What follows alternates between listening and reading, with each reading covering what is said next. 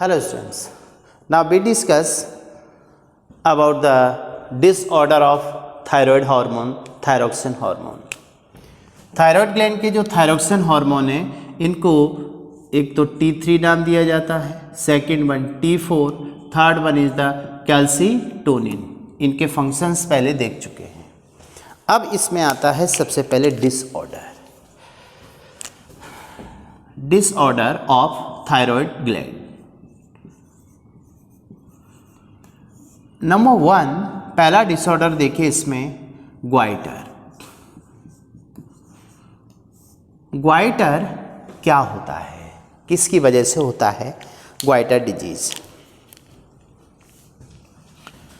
Goitre अपन देखें तो basically goitre जो नाम आता है इसको अपन घेंगा रोग भी नाम देते हैं. ऐसा कुछ घेंगा एक्चुअल में क्या होता है इसमें ये अपनी जो नेक रीजन है, थायराइड अपनी यहाँ पर है. देखिए क्या पोजीशन होगी. ये जो क्लेविकल देख पा रहे हैं, क्लेविकल के बीच में देखिए गड्ढा, सुप्रास्टर्नल नॉच. इसको ब्यूटी स्पॉट भी कहते हैं. अपनी बॉडी में ब्यूटी स्पॉट ये देखिए ये है सुप्रास्टर्नल नॉच.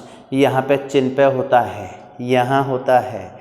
एक अपना लिप के ऊपर फिल्टरम होता है, ये पॉइंट ग्लेविला. इन सबको ब्यूटी स्पॉट कहते हैं.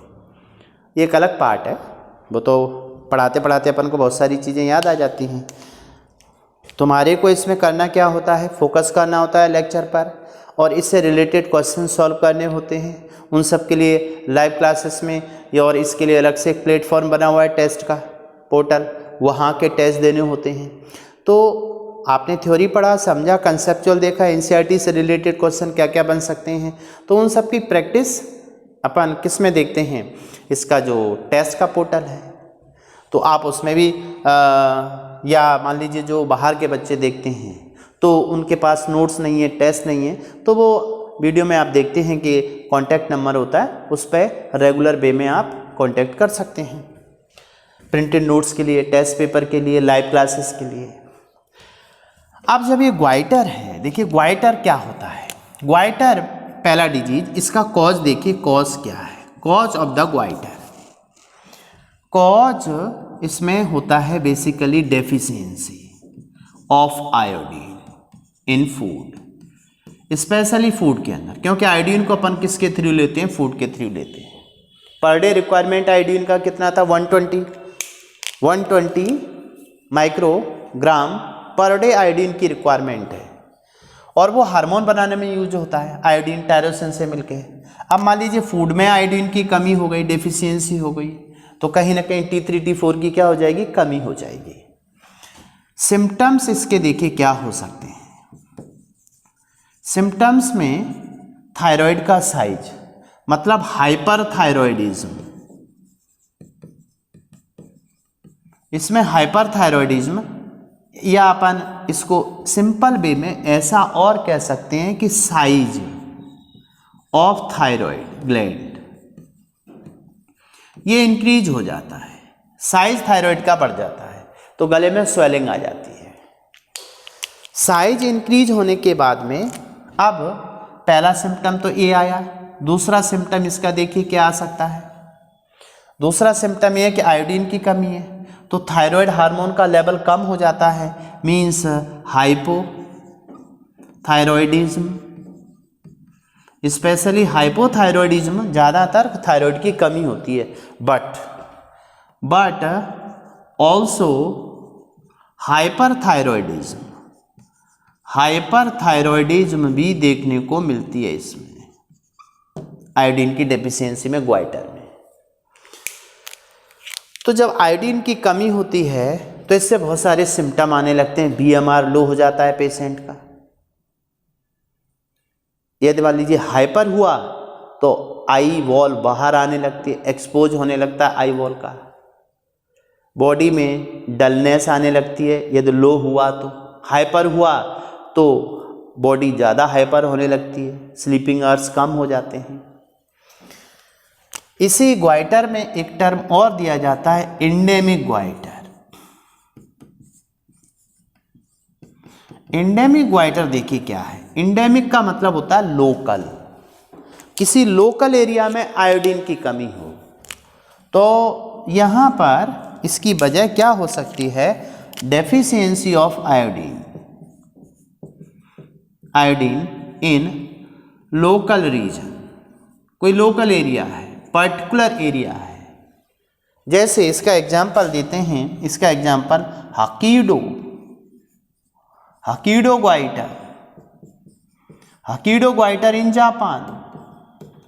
जापान में एक ऐसा आइलैंड है जहाँ पर आयोडीन की कमी है, इसलिए वहाँ पर सभी लोगों को ग्वाइटर है तो उसे हकीडो ग्वाइटर भी नाम दे दिया, हकीडो ग्वाइटर। या उन लोगों में भी ग्वाइटर हो जाता है जो मोस्टली हिली एरियाज में रहते हैं। दूसरा एग्जाम्पल, इन हिली एरिया, हिली एरिया में क्या होता है?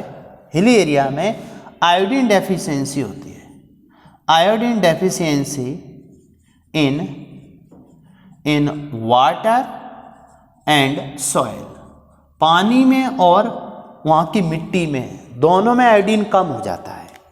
क्योंकि जो पहाड़ी एरिया होते हैं, पहाड़ों पे अपन देखते हैं, जैसे कोई ये बड़ा पहाड़ी एरिया है तो यहाँ पर क्या हो रहा है? स्लोप है,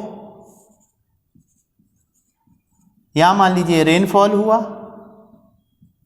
ये रेनफॉल हो रहा है यहाँ पर, तो रेन वाटर जो होगा वो यहाँ से इस तरह से मूव करेगा डाउनवर्ड। तो इससे क्या होता है? इस पानी के साथ में इस मिट्टी के अंदर जो आयोडीन होती है वो वॉश हो जाती है।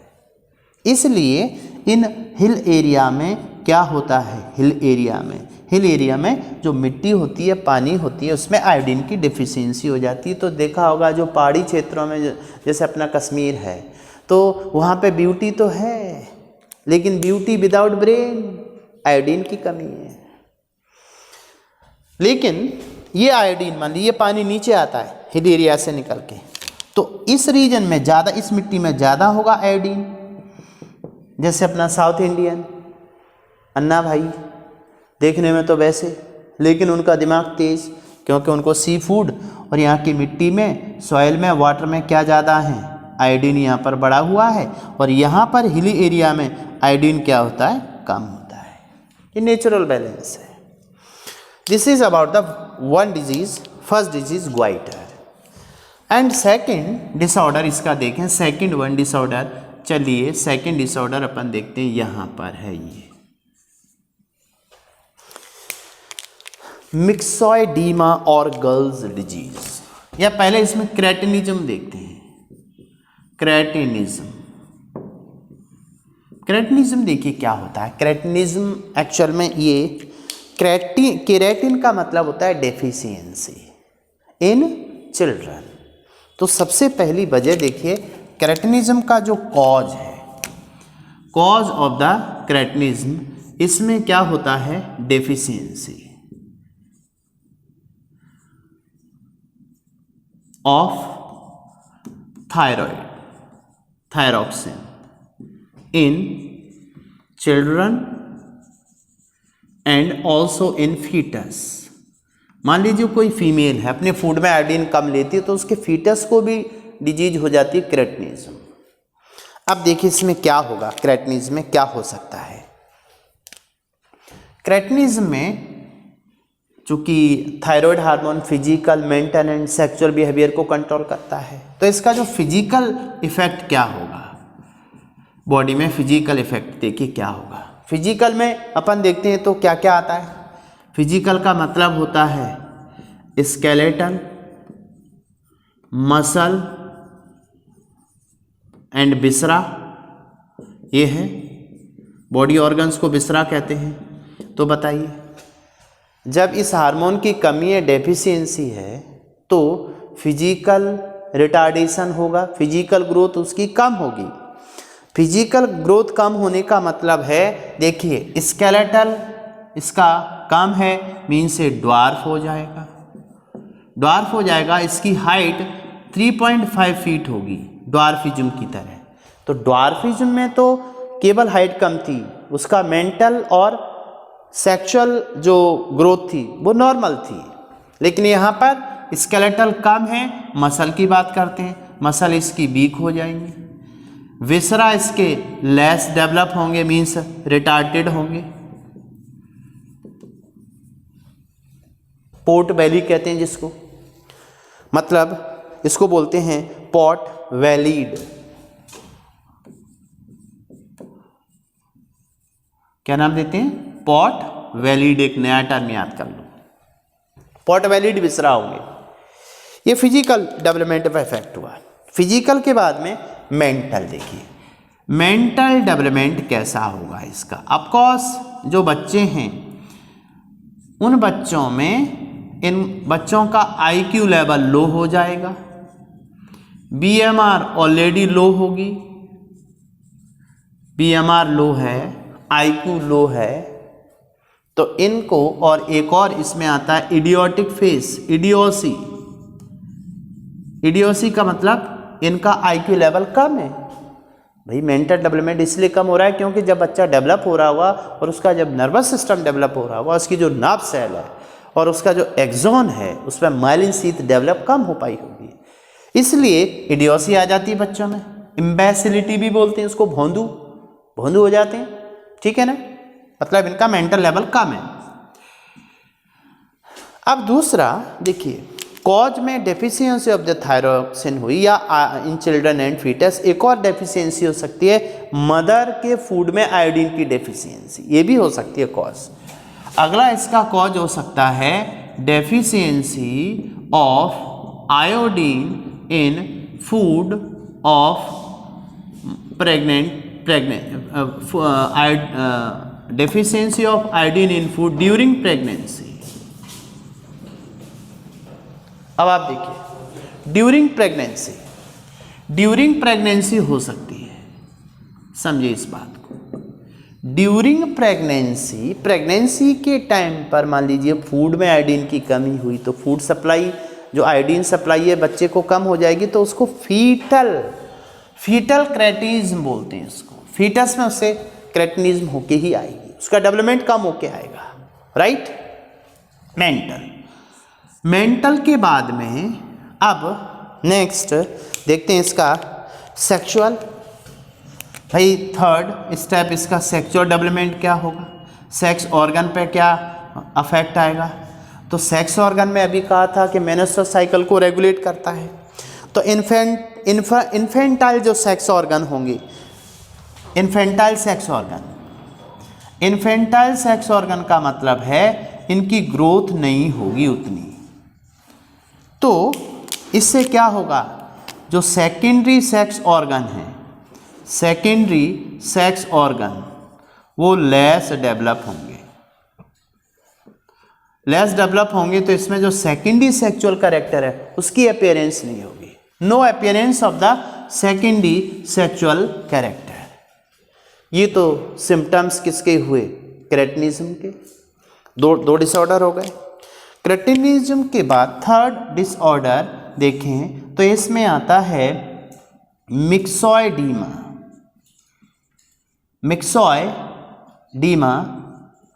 और गर्ल्स डिजीज।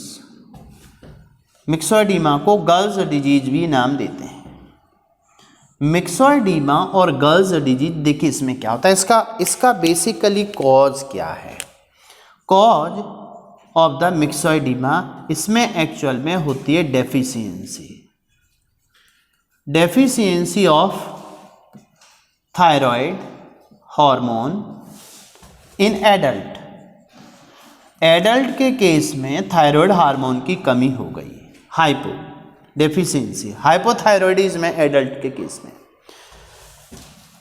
अब एडल्ट के केस में हाइपोथायरॉयडिज्म है तो इसके सिम्टम्स देखिए क्या हो सकते हैं। सिम्टम्स में पहला क्वेश्चन ये उठता है, इस बंदे का बीएमआर वेरी लो, क्योंकि बीएमआर को बढ़ाने वाला तो थायराइड हार्मोन ही है। जब एडल्ट में कम हो जाएगा इसका बीएमआर लो हो जाएगा। बीएमआर लो होने के साथ साथ इसका एनर्जी लेवल बहुत कम होगा, क्योंकि इसमें बीएमआर जब लो हो गया तो फूड का ऑक्सीडेशन बहुत स्लो डाउन हो रहा है। साथ में इसके सेक्स ऑर्गन देखिए, एडल्ट में हुआ है, सेक्स ऑर्गन डीजेनरेट हो जाएंगे। सेक्स ऑर्गन को मेंटेन करके रखता है, लॉस ऑफ हेयर, इसके बाल भी चले गए, सेक्स ऑर्गन चले गए, बाल चले गए। इसके अलावा लॉस ऑफ टीथ, दांत भी गए, दांत चले गए, बाल चले गए, सेक्स ऑर्गन डीजेनरेट हो गए। इसके अलावा और देखिए क्या हो सकता है इसमें डलनेस आ जाएगी। डलनेस का मतलब होता है कि इसमें एक्चुअल में बॉडी में पफीनेस आएगी, स्किन की जो शाइनिंग है वो खत्म हो जाएगी, ये बंदा टोटली आलसी होगा। डलनेस है और इसका एनर्जी लेवल वेरी लो होगा, एनर्जी लेवल वेरी लो। अब लो है, एनर्जी नहीं है, तो बताओ डलनेस है। इसके स्लीपिंग आवर्स इंक्रीज हो जाएंगे, स्लीपिंग आवर्स इसके बहुत ज़्यादा हो जाएंगे। भैया दिन भर सोएगा बैठा बैठा, आलसी है, एनर्जी लेवल बहुत कम है, सब कुछ बर्बाद हो चुका है बेचारे का। मिक्सोइडिमा है गर्ल्स डिजीज में। और ये बीमारी फीमेल को 8 टाइम मोर होती है than the male, more common in female than male, 8 time ज़्यादा होती है, समझ लो बेटा फीमेल में बीमारी। तो मिक्सोइडिमा का कॉज क्या निकला? एडल्ट में थायराइड की कमी, बच्चों में थायराइड की कमी होगी तो क्रेटिनिज्म, फूड में आयोडीन की कमी होगी तो ग्वाइटर, ऐसे याद रखना है। Last fourth disorder is the thyrotoxicosis और इसी को बोलते हैं ग्रेव्स डिजीज। वो गर्ल्स थी, ये कौन सी है? ग्रेव्स डिजीज, थायरोटॉक्सिकोसिस और ग्रेव्स डिजीज।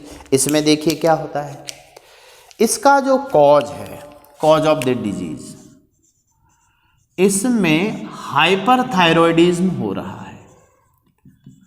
हाइपरथायरॉयडिज्म का मतलब है लेवल बढ़ जाएगा इन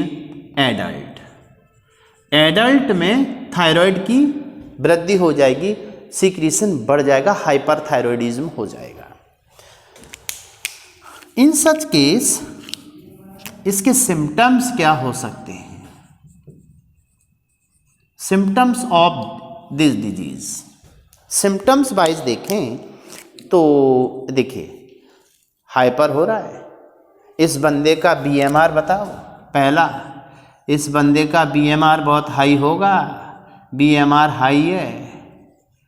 हाई है तो इसके अंदर एनर्जी लेवल बहुत ज़्यादा, एनर्जी लेवल हाई है, इसका एनर्जी लेवल हाई है तो ये बहुत ज़्यादा एक्टिव रहेगा, हाइपर एक्टिव होगा। हाइपर एक्टिव ही दिक्कत करती है, हाइपर एक्टिविटी हो गई, इसका नर्वस सिस्टम हाइपर एक्टिव हो गया, हाइपर एक्टिव हो गया नर्वस सिस्टम। इससे क्या दिक्कत है भाई? अच्छा है ना, पढ़ने में मजा आएगा, जल्दी याद हो जाएगा। नर्वस सिस्टम हाइपर एक्टिव हो गया, अरे भाई ज़्यादा हाइपर एक्टिव होने से इस बंदे की नींद उड़ गई, चैन उड़ गया, रातों की नींद गायब है, मीन स्लीप आवर्स क्या होंगे इसके? स्लीप आवर्स इसके डिक्रीज हो जाएंगे भाई, उधर इंक्रीज हो रहे थे, जब कम हुआ था ज़्यादा हो गए तो बढ़ गए। एक और दिक्कत इसमें आती है, न्यूरोमस्कुलर इरिटेबिलिटी बढ़ जाती है। न्यूरोमस्कुलर इरिटेबिलिटी इसमें बहुत ज़्यादा इंक्रीज हो जाती है, हाइपर हो जाती है। क्यों? देखिए नर्वस सिस्टम है और उधर नर्व सप्लाई ज़्यादा है, मसल एक्टिव होती है, नर्व न्यूरोमस्कुलर जंक्शन होते हैं, वहाँ पर न्यूरोट्रांसमीटर ज़्यादा रिलीज होते हैं। तो ये पेशेंट का जो बिहेवियर है, देखिए अपन ने बिहेवियर ग्लैंड भी कहा था इसको, इस पेशेंट का बिहेवियर इरिटेट हो जाता है, इरिटेंट बिहेवियर होता है इसका। इरिटेंट बिहेवियर का मतलब ये है कि जरा सी बातों पे चिढ़ जाएगा, उसको गुस्सा आता रहेगा, नींद आएगी नहीं। आप देखिए नींद आ नहीं रही है, गुस्सा इसको बढ़ रहा है। ऐसा पेशेंट अपने पास आता है तो उसकी आंखें ऐसे निकली होती हैं, मीन्स इसको एक्सोप्थेल्मिक ग्वाइटर भी बोलते हैं। इस बीमारी को, इस डिजीज को एक्सोप्थेल्मिक ग्वाइटर,